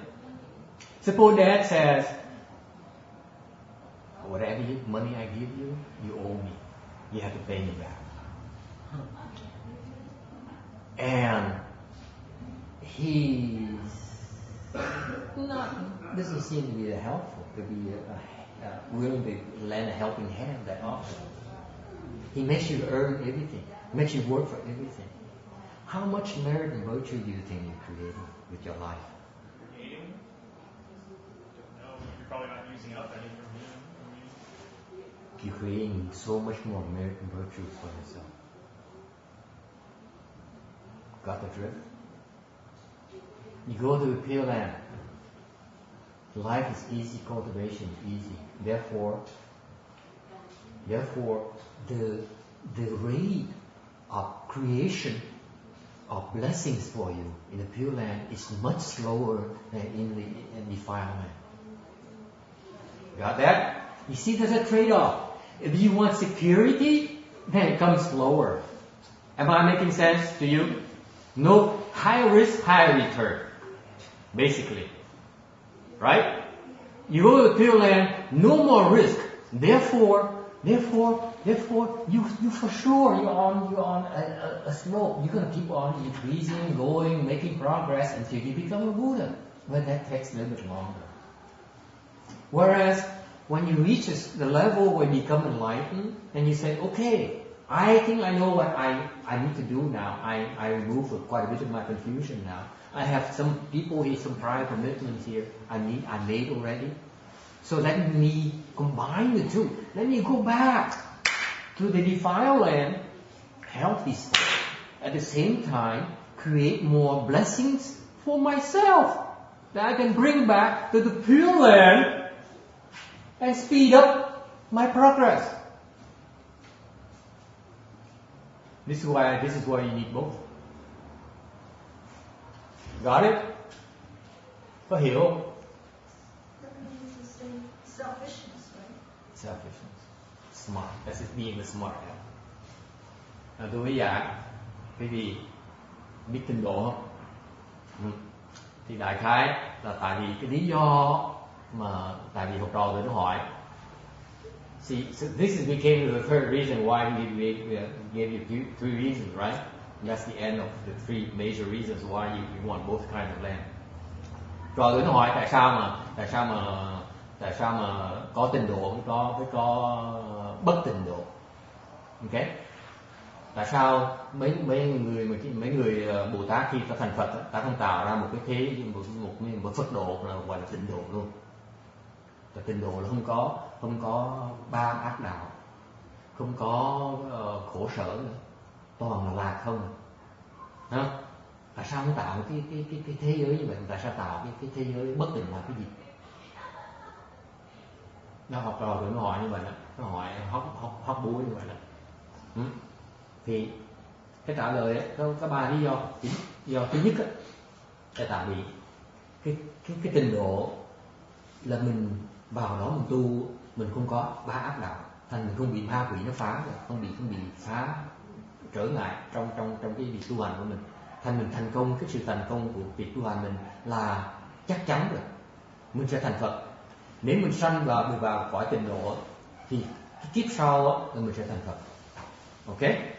Đó là lý do đầu tiên, là mình vào đó một kiếp là thành Phật, chắc chắn là mình sẽ thành công.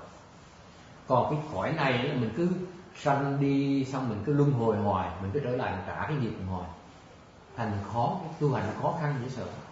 Ok? Đó là cái lý do đầu tiên, là cái sự thành công nó chắc chắn.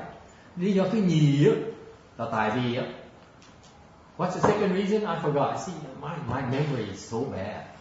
I'm getting too old for this. What's the second reason? Huh? Say again. Anyone? Second reason for Having the pure land and the impure land. To help come back. to come back. That's number three. Number two, what's number two? Come back and help. Very, see? I'm so glad you're here today. Cái lý do thứ nhì tôi hỏi, tại tôi nói chuyện giảng xong này giờ nửa tiếng một lần quên đó. Lý do thứ nhì là lý do mình muốn tới cõi tịnh độ, tại mình tới tịnh độ là mình tu mình sẽ được giác ngộ. Cái giác ngộ là mình có được cái trí huệ, mình có được trí huệ mình giúp được người ta. Cái xứ này á, khi mình muốn giúp người ta thì là mình hại người ta, tại vì sao? Tại mình không có đủ trí huệ. Chẳng hạn như cha mẹ nghĩ là mình giúp con cái, thì ra mình chỉ dạy con cái mình cái sự hồ đồ của mình thôi, đúng không? Những cái gì mà những cái lầm lỗi mình á, mình chưa sửa, mình sẽ truyền lại cho con cái mình cho đời sau. Thành như vậy, cái người ta khi người ta tu hành thời gian ta hiểu như vậy, thay vì mình giúp người ta, để phát tâm bồ đề giúp người ta, thì mình đi tới cõi tịnh độ trước, mình giác ngộ, mình có trí huệ, mình đem cái trí huệ đó về mình giúp người ta thì có lý hơn. Thì đó mới là thiệt sự giúp người ta. Nên vì vậy, cái lý do thứ nhì mình có cái cõi tịnh độ là người ta tới tịnh độ, để người ta tới đó ta tu, để ta có biết chắc chắn người ta sẽ đạt tới cái trình độ của trí huệ, giác ngộ. Thì có giác ngộ rồi thì giúp mới là có ý nghĩa hơn, mới thực sự giúp đỡ người ta. Lý do thứ ba là người ta nói là trong cái quá khứ mình có phát tâm mình để giúp người ta rồi. Chẳng hạn như mình nhìn người gia đình của mình, con cái mình, cha mẹ của mình, vợ chồng của mình nói là sao khổ quá, thôi tôi nguyện rằng là tôi sẽ dùng hết sức của tôi để tôi giúp ông, giúp bà, giúp anh, giúp em, giúp chị, giúp cha, giúp mẹ. Ok. Thành ra một khi mình có được cái trí huệ rồi thì nhớ lại những cái lời nguyện đó, mình mới phát tâm mình trở lại giúp. Ok, mình hoàn thành những cái lời nguyện đó. Mà lý do chính nữa là tại sao mình có mình trở lại cái quả bất tịnh là tại như vậy này. Tại vì cái quả tịnh độ mặc dù nó an toàn thiệt, nhưng điều cái sự mà tiến bộ nó chậm hơn. Tại sao vậy? Tại vì nó ít cái sự nguy hiểm, đúng không? Tại nếu như mà như trong bên cái về tài chánh tôi nói, nếu như mà mình cái càng risky chừng nào, càng risky tiếng Việt là gì? Càng khó chừng nào thì cái công đức nó càng lớn hơn, đúng không? Nếu mà tu hành ở tịnh độ nó dễ hơn thì công đức của tu hành nó ít hơn. Còn về quả bất tịnh mặc dù nó khó hơn, tu hành nó khó hơn, nhưng cái công đức mình tạo ra nó lớn hơn nhiều. Thành bởi vậy mình dùng hai cái thế là mình tới quả tịnh độ trước để mình giác ngộ, để khi mình vào quả ta bà này, cái quả bất tịnh lại, mình nếu mình đạt lại cái trình độ giác ngộ mình rồi á, mình có được trí huệ rồi thì mình tạo thêm công đức của mình nó còn lớn hơn mình tạo đằng quả tịnh độ. Thế lý do chính quan trọng hơn. Thành một khi những cái Bồ Tát người ta mà qua cái tịnh độ rồi, ta đạt cái trình độ, người ta được giác ngộ rồi, người ta muốn trở lại cái quả bất tịnh để ta tạo công đức. Từ sao? Cái lui tới thôi, phải lui tới để ta tạo công đức, ta về ta tu, để dành qua quả ta bà tạo công đức, rồi xong trở lại quả tịnh độ để tu tiếp, đi lui tới. Cái đó là ba lý do tại sao mình có quả tịnh độ, quả bất tịnh. Not that. Isn't that fascinating? See, Mahayana is very, very flexible. It is so malleable. It can accommodate all your needs. You don't need to go anywhere else, my dear. I have everything right here. Tôi đùa với bà, tôi nói là bên đại thừa mà bên tịnh độ bên đại thừa mình, Phật giáo đại thừa mình là cái gì cũng đầy đủ hết, không cần đi đâu hết. Những người có những nhu cầu gì đều có thể được thỏa mãn qua cái Phật pháp. Okay. Any final question? It's 3:30 now. We at the end of the section here, and we're beginning the new section where now the Buddha begins to emit lights. Okay, and I explain that in the next time. Okay. Any final questions? Về đến cái phần khác là cái phần bắt đầu là cái giảng chúng tôi đang giảng kinh Địa Tạng. Địa Tạng là một cái kinh đại thừa mà giảng thời cuối cùng của Phật, thời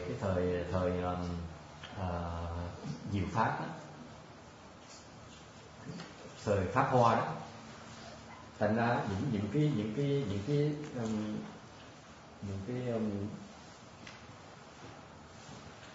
principle tiếng Việt là gì? Hả? Những cái chân lý này, những cái lý nghĩa, những cái lý này là cái lý của rất là cao siêu. Thực ra khi người thường nhìn cái kinh Địa Tạng, người ta tưởng cái kinh này rất là giản dị. Thực ra trong những cái kinh, trong những cái lời kinh giản dị nó có hàm, nó có chứa đựng rất nhiều cái lý thuyết rất là cao. Thành chúng tôi năm nay đang giảng cái kinh này vì lý do đó. So I was telling them that the Earth Store Sutra is explained in the Dharma Flower period, where because of that should tell you right away that the principles contained are very, very high, very profound. And yet, when you look at this Earth Store Sutra, it contains very on the surface, very simplistic, very pragmatic. Sometimes it's considered to be a manual for Mahayana because it contains so many really easy recipes for you to follow.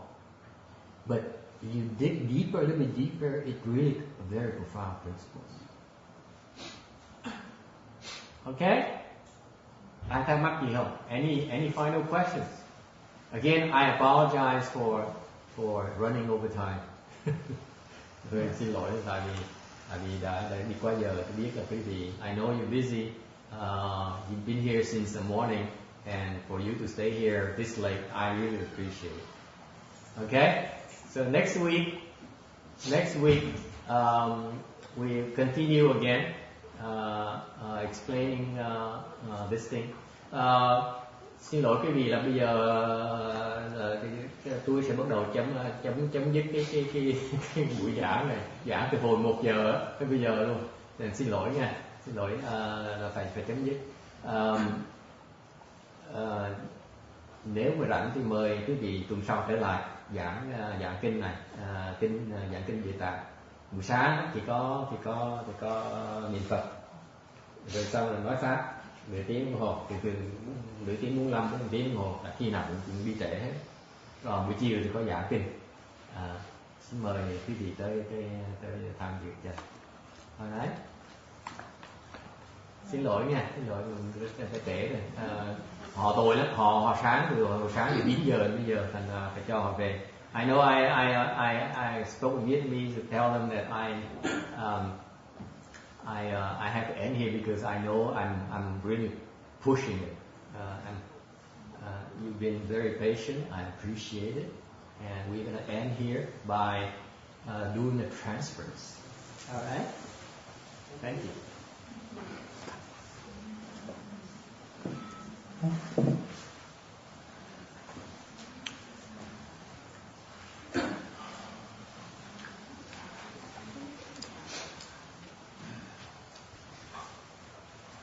So Vietnamese and we do the Vietnamese transfer. All right.